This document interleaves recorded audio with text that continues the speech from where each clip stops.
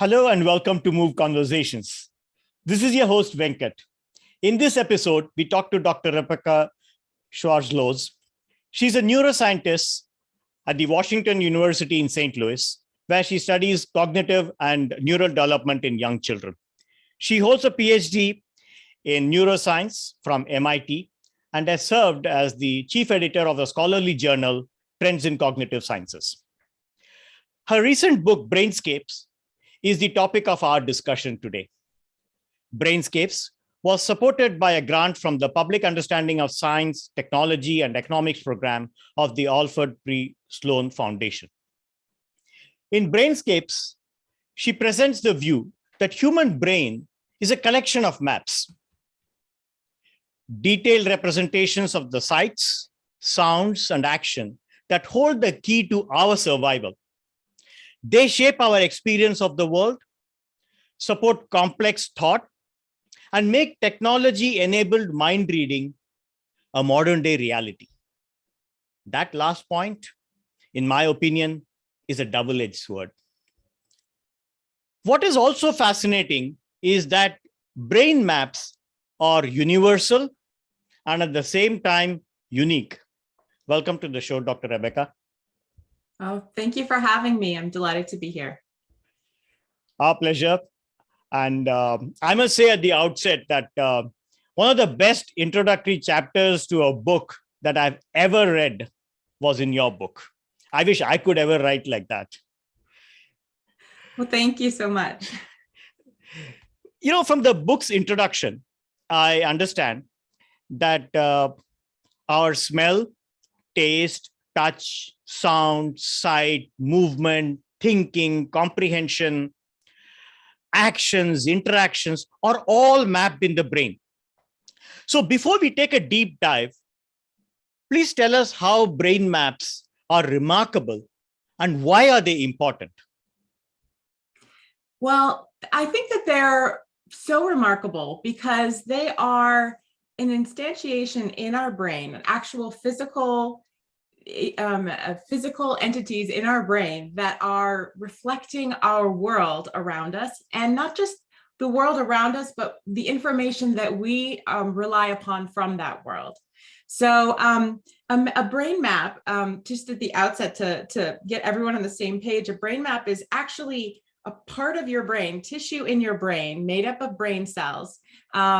And it responds to it reacts and represents information in a way that reflects something in your environment. So for the case of, we have a large visual map, it reflects and represents what we see, the light that's entering our eyes, and it's laid out across the tissue at the back of our brain according to what we're seeing in visual space relative to where we point our eyes. Mm-hmm. And it's distorted in a way that reflects the information that we need to pull out of our visual scene. And so there are many maps like this for our different senses, and they're so remarkable because they really are like a physical instantiation of what we need from our environment. And then they allow us to extract the information that we need in order to do all of the important things that we do. Wonderful. Since your research was on how the brain maps, comprehends objects and body parts. So let's begin with how our brain maps what we see. So you highlight that we gather a large amount of information about the nose and lips so that we can recognize a person's identity, even emotional state. So similarly, you said that if you want to focus on catching a ball, you say that how and where we all detect very well or poorly need not be determined by the failings of our eyes, but rather by the unique layout of our brain maps. So that's interesting. So tell us more, how does this work? Yes, so these maps are very important for allowing us to perceive and to recognize what's in our world. So in the case of vision, as I mentioned, we have this large map at the very back of our brain that is dedicated to representing the information coming in through our eyes about what we see. And it's centered on where we are pointing our eyes, where we are fixing our gaze. Right. And this map is literally generating or producing our conscious experience of vision, so that if you people, if they have like a stroke, or if they have a bullet that pierces this map, they will become blind in a particular part of their visual field. And as they move their eyes around, that blindness will follow track with their eyes. And conversely, if I were to stimulate, neuroscientists have various ways of stimulating a part of the brain. If I were to do that to part of your visual map, you would see a light in the part of your visual field that isn't actually there. So it's really what's happening in this brain map, rather than what's coming into information coming into your eyes, that is really determining what you see. And so when we see, information is first coming into some basic maps, including this really important large map at the back of the brain. But we also have other areas of the brain, other kind of visual maps that are supporting different parts of the process of converting light information into stuff information, information about the things in our world that we then, because really at the end of the day, we don't really care about light, we care about stuff we see, so that we can recognize what's around us and interact with it, and know the difference between a predator and our spouse, or be able to know what's edible and what's dangerous. And so we have parts of the brain that help us to do that as well. And they're kind of, I call them, they're kind of like neighborhood maps. They have these zones that as we grow, these zones kind of develop to help us identify certain key sorts of objects in our environment, and use the information about those objects to then act upon them. So wonderful kind of myriad maps that help take us from those different stages, from light to stuff. Right. So when you say that talk about the nose and the lips, you also talk about like how we make sense of it. We also have, if there's something is missing, then we have a little bit of a challenge and so on. So that triggers a very, what in my opinion should be a topical question. We probably have all over the world so many infants from 0 to 2 years of age who have not seen many unmasked faces, except probably their family, right? So what is the impact of not seeing many faces, nose, lips, facial expressions on the development of those infants' brain maps? Are you studying them, or somebody studying them? What's it going to be? I very much hope someone's studying that. I believe probably people are. I am not, but I have been thinking about it a lot. My past work has focused on a particular area of the brain that represents faces and allows us to recognize faces. If damage happens to this zone in the brain that represents faces, we lose the ability to, like if you have a stroke and you knock that area out, people become unable to recognize themselves in the mirror, their children, their spouses, I mean, even the closest, dearest people to them, much less neighbors and acquaintances. They really just become lost in a sea of faces. And that's because faces, more so than probably any other object in our world, we have to become so very good at recognizing minute differences between, so faces all have all the same parts, your face and my face are actually almost exactly the same, and the differences between them are so minor. And the fact that we get so good at recognizing those differences that we can instantaneously tell the difference is this kind of remarkable feat that we learn how to do. And young children don't know how to do that. They are not nearly so good at recognizing faces as adults. So much of kind of the parts of the brain that help us recognize objects develop quite early, but the parts of the brain that really help us identify faces seem to have a longer trajectory of of development. And so that even teenagers are continuing to sort of develop that part of their brain and also show better and better ability to recognize faces. So that brings a great question, which is what happens if you don't see faces when you're a child? And we cannot ethically do experiments on controlled experiments on children where we don't show them faces. There have been scientists who've done that with monkeys. They've raised monkeys without seeing faces. And those monkeys fail to develop that brain area, because they also have a face brain area like ours. So we know that you have to see some faces in order to have that brain area. Thankfully, I think all babies born during the pandemic see some faces. They see their parents' faces.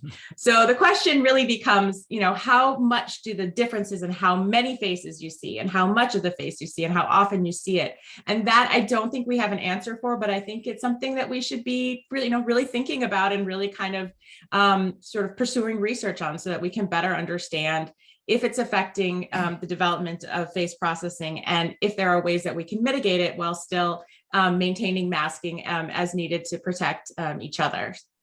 Yeah, other times it might have been unethical, but now suddenly it's a natural opportunity to study this, right? Like the economists sometimes talk about it, that suddenly there was some change in a particular state or a city or something like that, and that provided a natural comparative research. So let's hope so. Unfortunate, but maybe it gave an opportunity. Hopefully you'll get to know. So from that, I wanted to move on to another aspect of it. And this is about hearing, sound. We know that humans can detect frequencies ranging between 20 to 20,000 hertz. But the range also narrows as we grow older, right? So I remember something that happened many years ago. The old Nokia phones, they could make a high frequency sound, roughly 17 to 20 kilohertz, that adults above 30 years of age cannot hear. So school kids used to play pranks in the classroom with these high frequency sounds that their classmates can hear and will be disturbed, but the teacher cannot hear. So the question I have based on this is, what happens in the brain as we grow? Why do we lose some of these abilities? And can this be explained in terms of changes in the brain maps?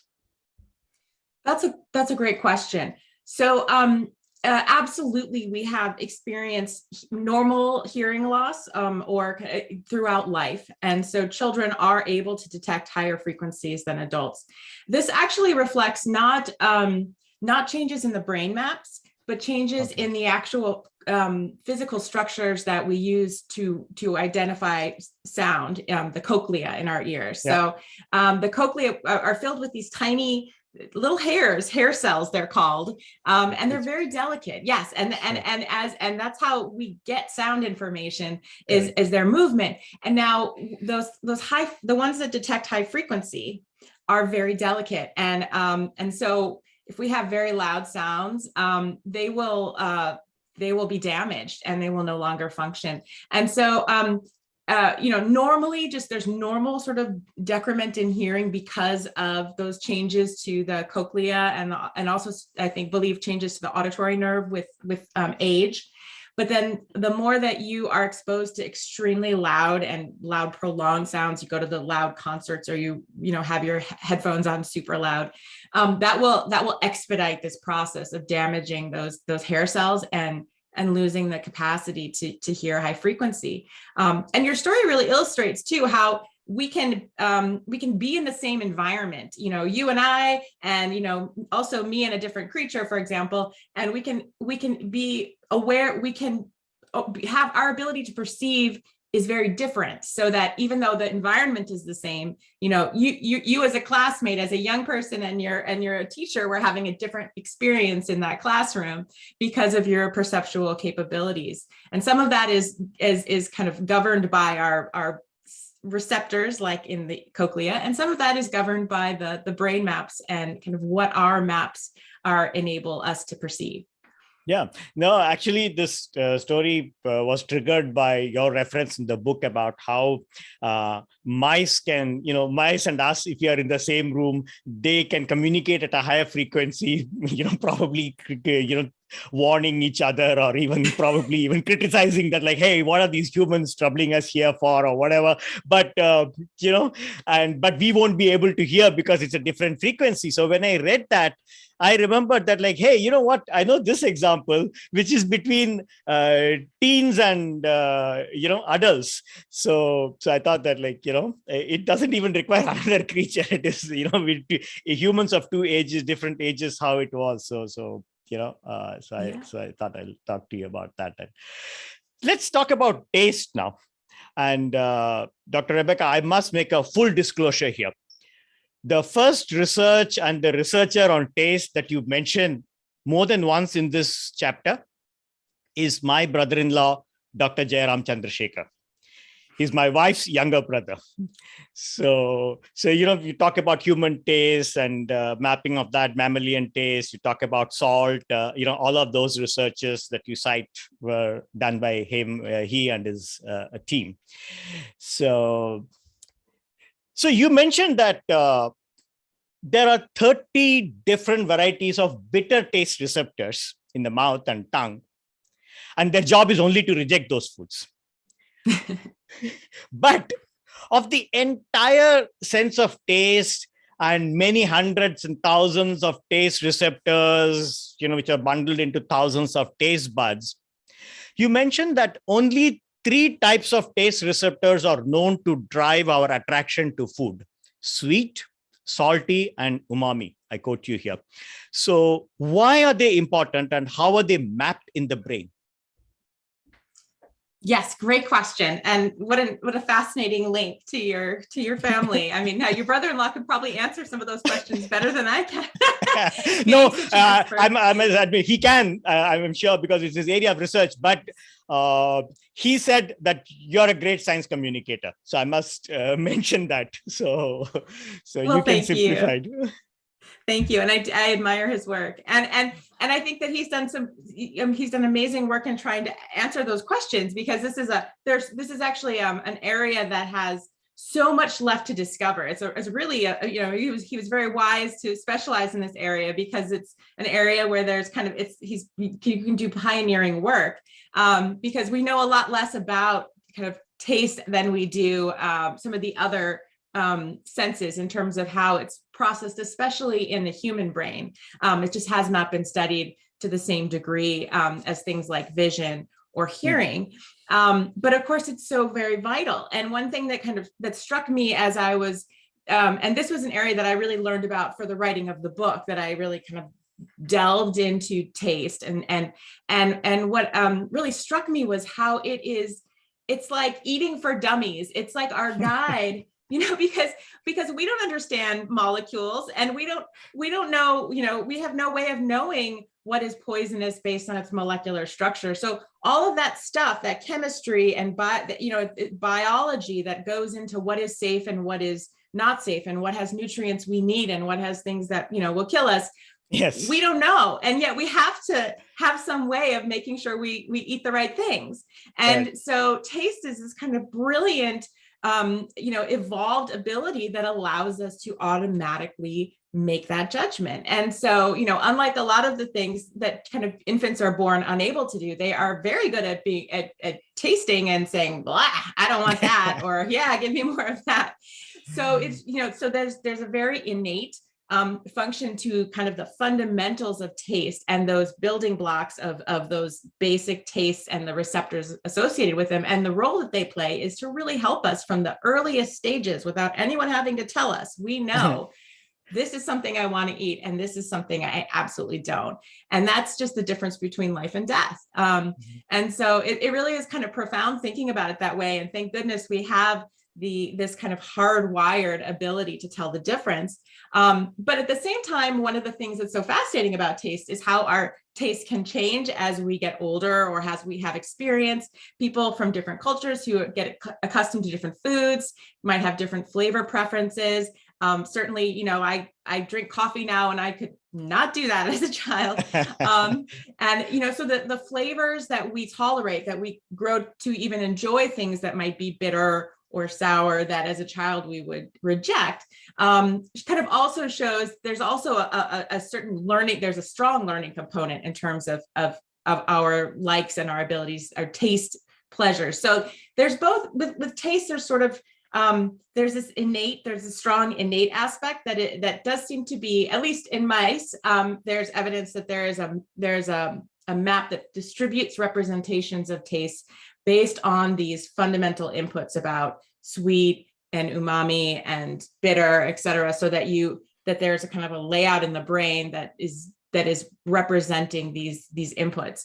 But there also seem to be parts of the brain that actually don't make maps. So not all brain areas form maps in the way that I'm describing. Some of them operate with what is called a distributed code, and they kind of the patterns of activity in this area tell us different things. And these areas are very flexible for allowing us to learn, so that, for example, we can have a new flavor that we've never had before from perhaps another culture and say, and learn what it is, taste it, and then recognize it later. And so be able to learn about new flavors and new tastes. So we have both kind of the hardwired and the flexibility. Right. Yeah, and I'm also not surprised about the range of bitter taste things, because in English everything is called bitter, but in our mother tongue and all, there are different names for the whole spectrum of bitter taste. We don't call them so. Even at the childhood, we are like trained. If we say, this is bitter, no, this is not bitter. That particular vegetable is the definition of bitter. This one is like, this is called by this name, and this is called by the other name, and so on and so forth. So even so now when you say that there is a range of receptors for that, so then you can see that like why certain languages are more evolved when they feed children with different levels of bitterness or other tastes and so on. But the three main ones are essentially because we need carbohydrates, we need minerals, and right, and umami is for what? Amino acids. What is it? Yes, yeah. So it's effectively the amino acids, the fats, the things that come from animal tissue that we depend upon. So exactly. So we make sure that we're getting our sugars and our energy. We make sure that we're getting the building blocks for our proteins by getting protein from animals. And we also have like two salt receptors. So we're making sure that we make sure that we get the requisite amount of salt, because our body, including our brain processes depend upon having a certain level of salt in our body. So we also seek that out as well. Yeah, it was fascinating when you said that, like, we can differentiate between sodium and lithium despite them being the same group. And then, we periodic table and chemistry, then we pick the sodium, but we will reject the lithium. So, which is very interesting. Okay. So talking of, from taste, let's move to, baby in the womb, right? You mentioned that baby in the womb gets early clues about the world into which it is born. You mentioned that like it could partially hear the mother's voice, which could, get it oriented towards the language that it will probably learn and speak and understand when it comes out. So that's something fascinating. Growing up in an Indian epic, there is a story of a wise man who is supposed to have learned sacred text even while he was in his mother's womb, because in the environment where he grew up, it was a scholarly environment, they were chanted around where she lived. Okay. There are more details to the story. I won't go there. That's not the point. The point, what was interesting, and when I sort of connected what you were saying with that story from the epic, while there is no evidence of that extreme, what you're saying is that the newborn arrives with some basic preparations at least, and information about the outside world already etched into its brain while in the womb. So from there, how does it develop? So, so the experience, the fetal experience is different than the experience that you and I have. In fact, even the newborn's experience, once the baby, emerges and is in our world of air instead of fluid, has a very different experience that we do. Their eyes don't see clearly. There are differences in how their cochlea process or receive information very early in life. So it's interesting because there are clues, but they may not be the clues that we would think. So, in the fetal environment, a baby is receiving kind of only certain like low frequency sounds. So they're hearing features of the language being spoken from their mother, but it doesn't sound like language as you and I would know it. It's probably more like a melody and a rhythm. So there's kind of melodic and rhythm information that they do receive. And that there have been some tests saying that newborns kind of show some familiarity for that sort of rhythm and the kind of tonality of their mother's voice when they're born. But at the same time, unfortunately for us, they don't know how to speak yet. They haven't really received all the, so a lot of that has yet to come, all of the kind of rich frequency information that we receive later after development. There's actually also a lot of kind of preparation that happens in terms of molecular cues. So the fetal environment, the fetus is receiving the blood of the mother and receiving the kind of nutrients of the mother. They may kind of have some access to sort of information relevant to the tastes of the foods that the mother consumed. We also know, and there's a really kind of deep and ever expanding literature on how the kind of stress that the mother is experiencing and the way that affects both her kind of cortisol levels and sort of her inflammatory signals in her body has a lot of effects on how the fetal body and brain develop. Which, so there's this kind of really remarkable interplay of information that the fetus receives, and some of that can set sort of a course for different aspects of development. But at the same time, the fetus is kind of wired in such a way that it tends to be, the fetal brain tends to be sort of inward looking. And what I mean by that, as I described in the book, how the retina creates these waves while the fetus is developing. And before birth, before actual normal light has entered the eyes in a normal fashion, the retina is making waves, and those waves are just naturally moving into the brain and stimulating the maps and helping to shape those maps so that even before the child is born, this internal kind of process of sort of reverberating activity is shaping and sculpting the brain as it's going to become. So that leads me to the next question, is that when you say that, in infancy and then, to a lesser degree in childhood, these are the active periods when it is sculpting and refining the brain maps happen after it has come out of the womb that we just talked about. If that is the case, then what should parents do in the first couple of years of an infant's life? That's a great question. And I think, when I stress the importance of early life experience, it can make parents feel pressure, like, I need to teach my 2-year-old how to play piano or something like that.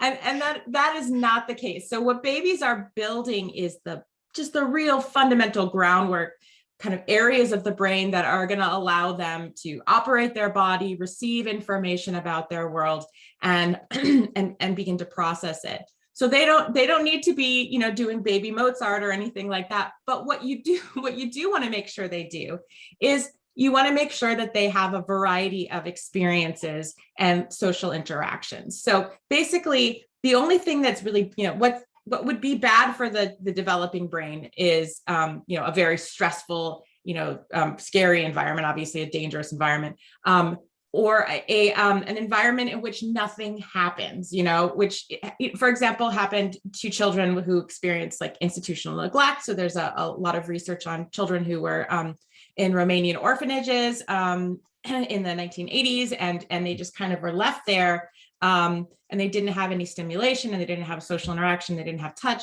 And so, the less sort of interaction and change and new things that you experience in childhood, that can affect the diversity of the maps that you develop.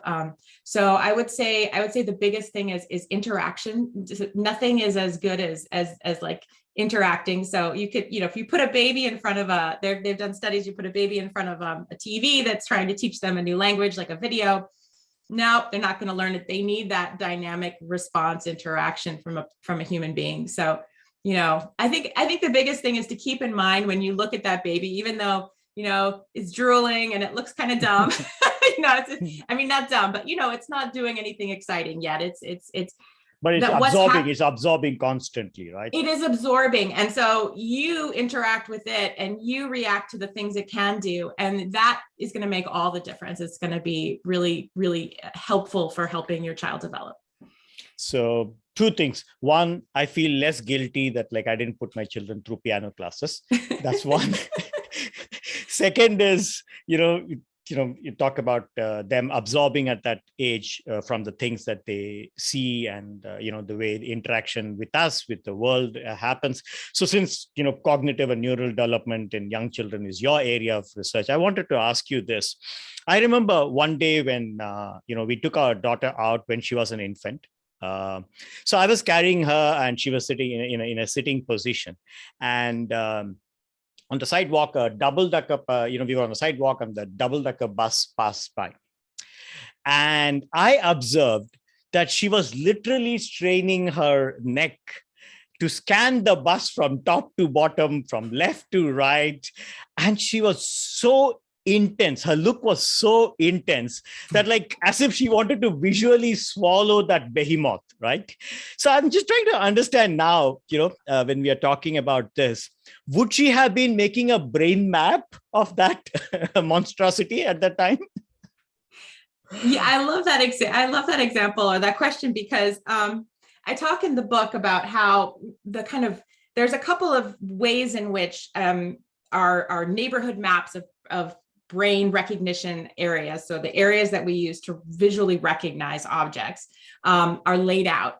And sort of the fundamental things that determine their layout is whether they move, whether they're animate, and how big they are. And so I think, what you were seeing with a double-decker bus full of people is sort of something that sort of breaks all the rules. Exactly. For her, right? Yes, for the infant. It's very large. And then it was very close also, right? We were not too far away from a sidewalk to the main road. It was not far away. Yeah, sorry, continue. Yeah. Yes. Oh, yeah. No. And then so she's seeing faces and she's seeing this giant thing and it's moving, and then there's moving inside of the big moving, and it must have been very overwhelming. Yeah, exactly. But I think it illustrates too, we pull different sorts of, there are certain fundamental properties of our world and the information that we pull from them that are consistent. So for example, that generally things that are large and don't move are things that we use to sort of, like a house or a sign or a street lamp or something that we can use we know it's going to stay there and we use to navigate around it. It's something that kind of is a cue to where we are. Alternately, we have things like animate things like you and I that are moving, and we're kind of like, what is this person going to do next? So we're looking for cues to understand how to interact with it. Or you could have, if you have smaller inanimate objects, you really just have to think about where they are, because you are going to move them and manipulate them, right? So where's that pencil? Yes, the toys, yes, right. Where's my stuffed animal so I can pick it up? So different information, useful information comes to us from different kinds of things. And so that double-decker behemoth is a great example of something that's breaking all the rules. It's sort of doing everything. And I can certainly see why it would be a bit of a brain buster for yeah, exactly. Right. So, in Brainscapes, you say that the very brainscapes that we rely upon to perceive the world, right, also shapes and distorts the contents of our dreams, our memories, and fantasies. explain to us this. Yes, absolutely. So when you imagine something, you close your eyes and try to picture that infant daughter's face. You generate activity in the parts of your brain that would process her face. I mentioned that neighborhood area for recognizing faces, and also in that large visual area at the back of the brain that will process visual information. And so you actually create in maps when you imagine something, and it could also be something auditory, it could be something tactile. When you imagine, you create activity in those brain maps that is similar to what you would create if you were actually experiencing it. It's like a weaker version of similar activation patterns. And so, when you think about it, what you can imagine, and this includes with, from what we understand, there have been people who've done, put people in MRI machines and scanned them while they were sleeping. And there's also many studies also with different animals, sort of seeing how when they sleep, what neural activity. So we know that the activity, as we dream, we're kind of replaying information. And that includes in these brain maps, that we are using these brain maps to represent the contents of our dreams. Now, what that means is that the things that our brain maps don't represent are also not going to be taking place in our dreams. So for example, we don't dream about having a totally new body part that we use all the time. Or if we're going to imagine that, we kind of have to imagine it by imagining taking another body part and turning it into that thing. We don't have dreams of what's happening in the back of our head. Our dreams are that's interesting. Limited by our physical experiences and the brain maps that have been shaped, because, for example, we don't have a part of the brain map that represents the back of the head. So, so in that way, these maps that shape and allow us to perceive also constrain what we can dream about and what we can and what and how we can imagine. So, quick follow-up on that. So, does it mean that false memories can also be created? Oh, yes, absolutely. And in fact, false memories, are very, very common. In fact, a true memory is what is rare, a memory that is identical to the experienced event. And that's just because when we recall a memory, when we bring it back, every time we bring it back to mind, we are changing it, and it is changed by the activity in our brain that's happened between the event and the recollection. So absolutely, memories are far more malleable than they may seem, and and that has to do in somewhat with this dynamic process of reinstantiating our memories. Wonderful. So now let's move on to the technologies of the modern day, right? Let's discuss two parts. One is, both of course are related to brain-computer interface, or BCIs. You mentioned about the scientists having eavesdropped on a brain, which is reconstructing a specific set of human faces fairly accurately that a subject is seeing at a given time, just based on the brain activity that they are recording. And when I saw that photograph in the book, the decoded images were like eerily similar, right? And far better than many famous police sketches. So tell us more about this, as well as some of the other things. And the next part, of course, separately, we will talk about what these tech companies are doing and your viewpoints about what they should be allowed to do. And we'll talk about that separately. But related to this, where is technology now? What are the fascinating things that they've been able to do, before we discuss the companies? Yes. So first, I should say that example that you gave is kind of the example of the absolute maximum that is possible, and with kind of mind reading, I'll use the term. And mind reading, that's sort of it's an accurate description of what it is, but it's also a very loaded term, because True. We think of it in a scientific sense. It's sort of like it's unlimited, and the truth is that it is limited. So this one example that comes from a study with monkeys, and so in this case they had all the time in the world to be able to show this monkey so many faces, and then meanwhile they had electrodes inside of its brain that were recording activity in the part of the brain that parts of the brain that represent face identity. So they're getting the trick, a couple things to keep in mind. One is that the more directly you are listening in on activity in the brain, in the neurons within your brain, the better you are going to be able to to mind read or read out information about what a person is seeing or hearing or thinking, etc. Thinking as in like imagining. And thankfully, most of us go around having electrodes in our brains. So that right there keeps, kind of rules out the sort of what you saw, those pictures from the monkeys, with the monkey, the readout.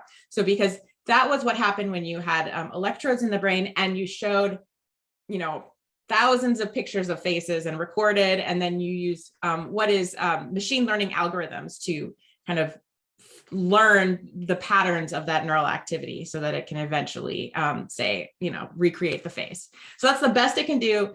But what we can do with humans, there are people who do have electrodes implanted in their brains for various reasons. And there's technology being developed to try to help people, for example, who are paralyzed, or people who have very severe depression or OCD or Parkinson's disease. So you can use these electrodes to help, to stimulate and sort of change brain states. You can also use these electrodes to try to read out from a paralyzed individual what they're trying to do, what their brain is saying to do. And even though their body can't follow those instructions anymore, the electrodes from the brain can be decoded, and then you can have a robotic arm or something move for them. So that technology is already underway. It's being developed. There are examples, prototypes that have been successful in doing that. So it's pretty amazing and has a lot of power to help people.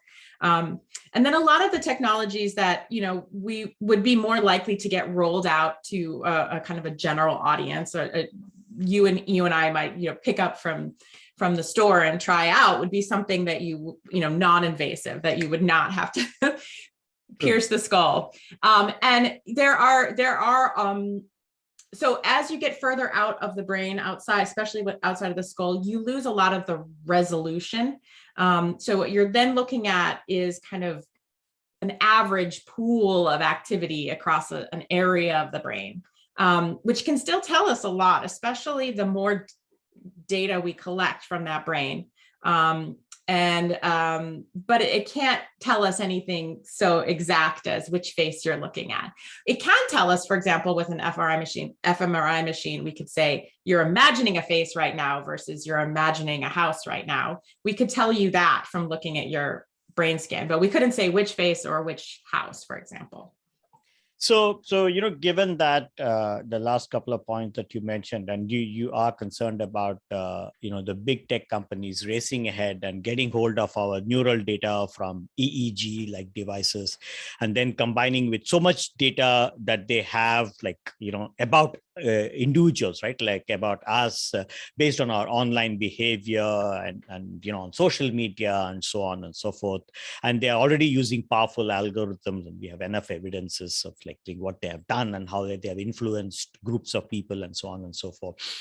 So you have talked about concern about what can happen if, on top of all that thing that they already have, if they can get hold of neural data from EEG devices and so on.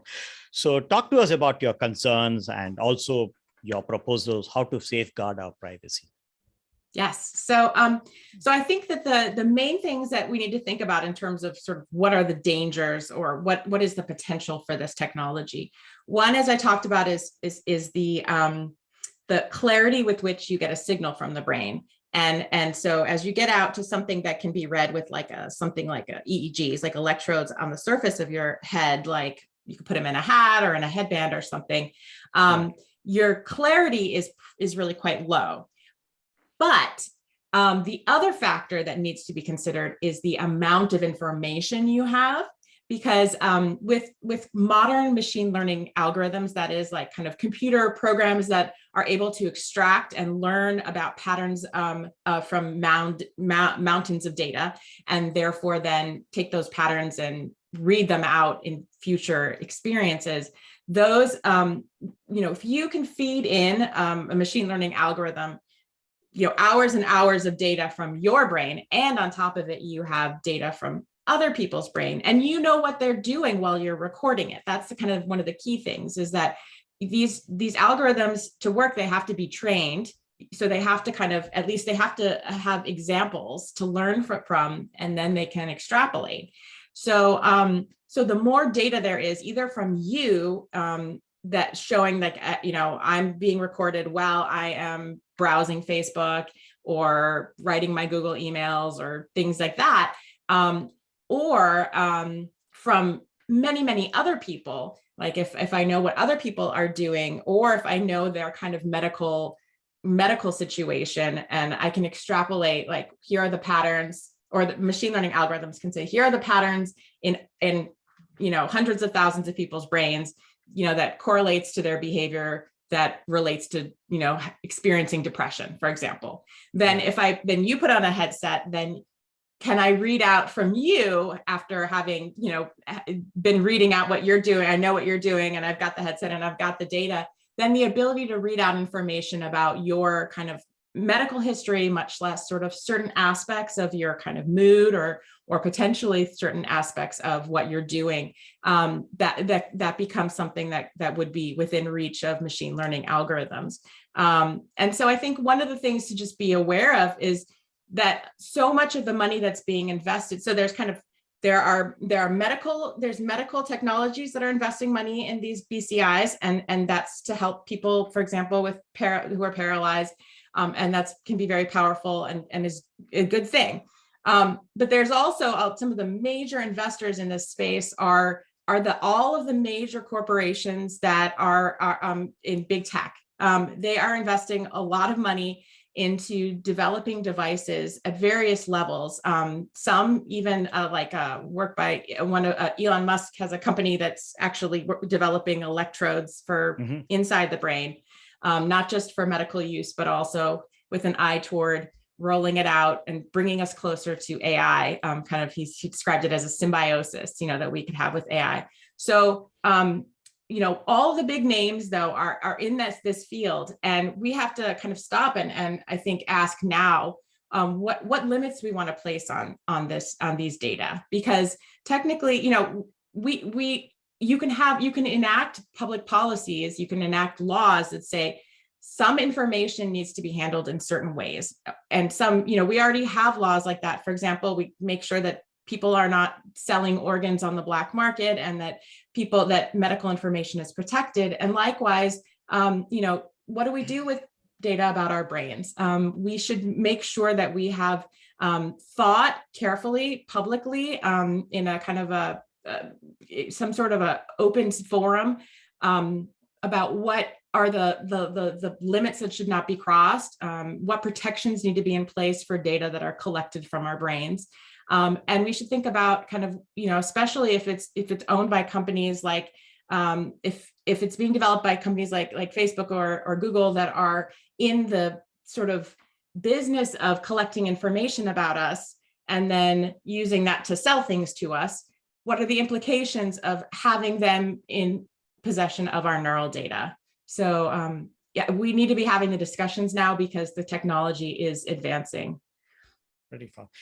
That's a fascinating thing to know, and like I said in the beginning, that it's a as you highlight, it's a double-edged sword. It is good for people, and it could help and change the lives of some of the people who have medical conditions.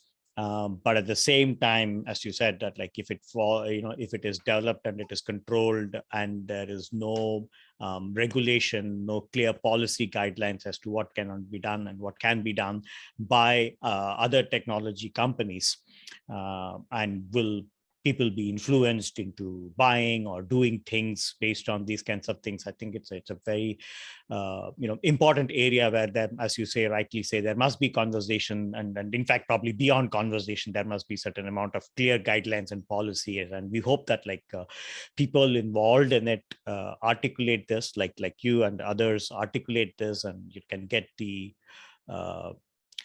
powers that be to get to act on it, because usually from in last couple of decades what we have seen is that they're usually way behind in comprehending technology, right?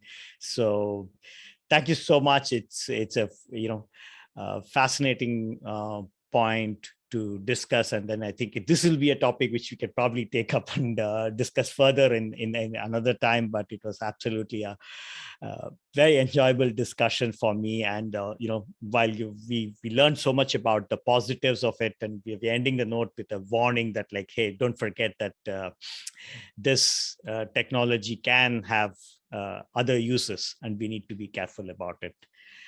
Thank you very much, Dr. Schwarzlose. Thank you. Thank you. Thank you for joining us in yet another episode of MoVeConversations. Hope you enjoyed this episode. Please subscribe to the MoVeConversations YouTube channel and press the bell icon to get notifications of new episodes. Thank you very much. Till I see you in the next episode. Thank you very much. Have a great day.